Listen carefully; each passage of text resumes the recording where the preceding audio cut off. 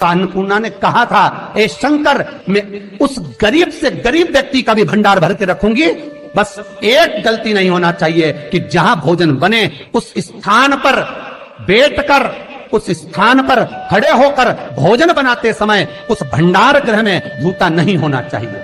तो मैं भर दूंगी भंडार।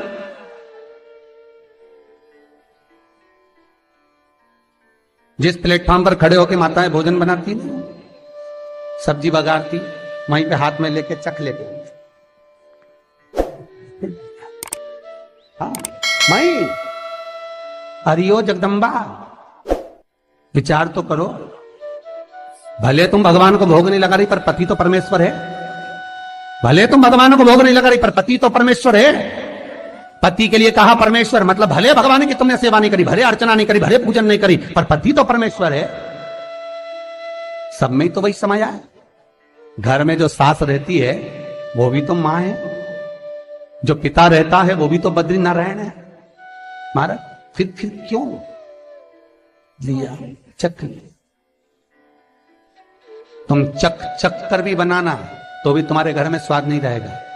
और जिस मंदिर में, आश्रम में, भंडारे में जब तक भगवान का भोग नहीं लगता तब तक चखा नहीं जाता, चाहे नमक डला ना डला, मिर्ची डली ना डली, शक्कर डली ना डली, भंडारे के भोजन में जो मिला दिया, आखिरी में फिर भगवान ने अगर पा लिया तब चखा गया कि अब भोजन में स्वाद है कि नहीं है। तो कभी अन्नकूट की जो सामग्री बनती है, सब्जी बनती है, राम भाजी बनती है, राम भाजा बनता है, मिक्स वेज सब्जी बनती है, भगवान के भंडारे की कद्दू की सब्जी बनती है, उसमें आप भले मिर्ची ना डली, नमक ना डला, फिर भी घर में एक पूड़ी खाते होगे, वहां चार निपटा क्या होगा? क्यों? क्योंकि वहां अन्नपूर्णा स्वयं देने के लिए तैयार खड़ी है। और हमारे घर में तुम चक के बना रही, बेटे को दूध भी दे रही तो बोतल में से 2 बूंद टपका के पहले चख ले रही। मीठा बाहर चले जाओ, बाहर चख सकते हो, बाहर जाकर पाओ, फिर बच्चे के लिए दूध में शक्कर मिला लो। चाय बनाते हुए गैस के ऊपर चाय रखी है, मई उकल रही, मई से चाय की चन्नी से लेके फिर चख ली। कैसे आए रे अन्नपूर्णा, ये तो बताओ।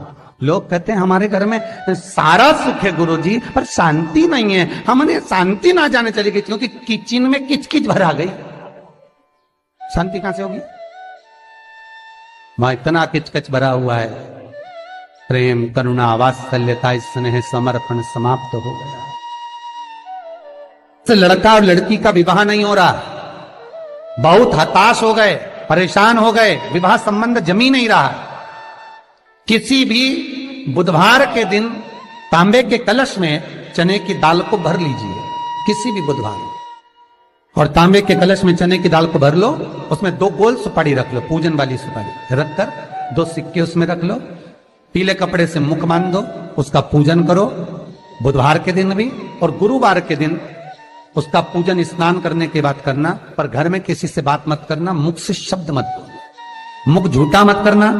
पूजन करने के बाद उल्टे हाथ पर कलश को रखकर सीधे हाथ से ढककर कोई ब्राह्मण के घर में जाकर साथ में किसी को ले जाओ, बिना बोले, बिना बात करे, बिना कहे, साथ जाकर ब्राह्मण का दरवाजा बजा दे, बात कर ले और में गया वो, पर तुम्हें नहीं बोलना है। और वो कलश ब्राह्मण के अपनी कामना कर कर वो कलश का दान दे दिया जाए। महाराज ज्यादा से ज्यादा 4 महीना 3 महीने के अंदर विवाह संबंध पक्का हो जाता है। विवाह से चने की दाल का दान कोई सहज नहीं है।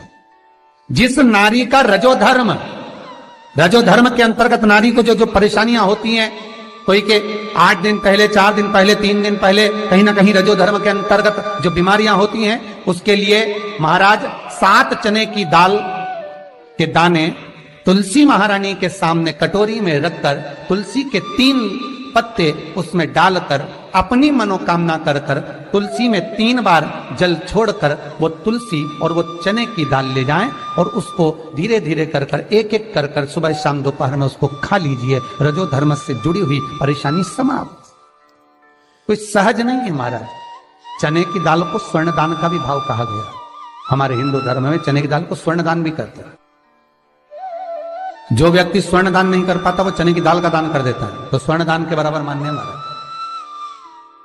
फिर निवेदन करा, चने की दाल का व्याख्यान वर्णन फिर किया गया।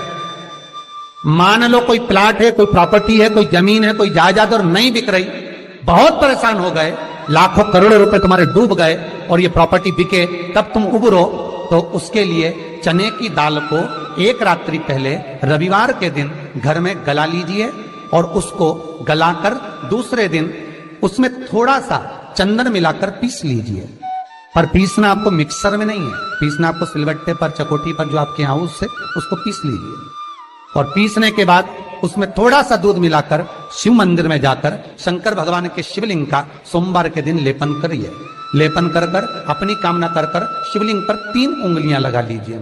अपनी कामना कर कर जो 3 उंगलियां आपने लगाई है, उंगली हटाते समय चंदन के लेपन को जो लगाया आपने, चने की दाल का लेपन, स्वर्ण का लेपन, उसको हम कहते हैं स्वर्ण लेपन, उसको लेकर आ जाइए महाराज। उसको थोड़ा सा लेकर आ जाओ, एक किसी भी फूल में उसको लगाकर जो जमीन, जो प्रॉपर्टी, जो जगह बेचना है वहां पटक दीजिए महाराज। उसके ग्राहक आना चालू हो जाएंगे और वो प्रॉपर्टी शीघ्र बिक जाएगी, अपनी कामना के अनुसार बिकेगी कि कितने में आपको बेचना, अपने अनुसार।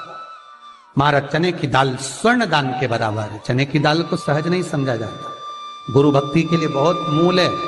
माताएं कई बार पीले गुरुवार करती हैं या केले के पेड़ के नीचे पूजन करती है तो चने दाल समर्पित करती है। क्यों करती है? उसका भाव है स्वर्ण दान के बराबर, वांछित फल की प्राप्ति के लिए, मनोकामना के लिए। जिस जमीन में फसल कम होती हो, जिस जमीन में प्रॉपर्टी के अंतर्गत कहीं लाभ नहीं मिल रहा हो, जो कई लोग वो जमीन की दलाली का काम करते हैं ना, जमीन बेचवाते हैं, खरीदवाते हैं और कोई लाभ ही नहीं मिल रहा, कई दिनों निकाल दिए, साल निकाल दिए, कोई लाभ नहीं हुआ, तो निवेदन है शंकर भगवान के मंदिर में शिवलिंग पर 108 चने के दाल समर्पित करो। उस 108 चने की दाल को प्रदोष के दिन शाम के समय समर्पित कर कर उस दाल को उठाकर लिया, जेब में पीले रुमाल के साथ उसको बांध कर रख लो। किसी प्रॉपर्टी का सौदा कराने जाओ, उसको पटक कर लेकर जाओ, आपके लाभ होना चालू, सौदे होने चालू, आपको कमीशन मिलना चालू। करना आपको है। कोई भी चीज जो भगवान को समर्पित हो रही है उसमें कोई चीज में सहजता नहीं हो सकती, विषयता का भाव रहता है, उसके अंदर सुख का भाव, सुख का अनुभव रहता है। महाराज ये भी जाने दो, एक और सरल भाषा में जाने, आपका बहुत तेज सिर दर्द हो रहा हो, बहुत तेज हो रहा हो और लग रहा है कि आज तो बहुत तेज सिर दर्द हो रहा है, तो ये प्रैक्टिकल तो आप तुरंत कर सकते हो ना, घर पर कभी भी कर सकते हो। बहुत सिर दर्द हो रहा है, 7 चने की दाल के दाने लेना 7, और आपके घर में ही कोई शंकर जी का शिवलिंग हो, उस पर एक एक कर कर श्री शिवाय नमस्तुभ्यम कहकर चढ़ा देना। 2 मिनट तक शंकर के शिवलिंग को देखना, बिल्कुल दोनों आंखों से, बिल्कुल देखना अच्छे से, और उस चने की दाल को उठा लाना।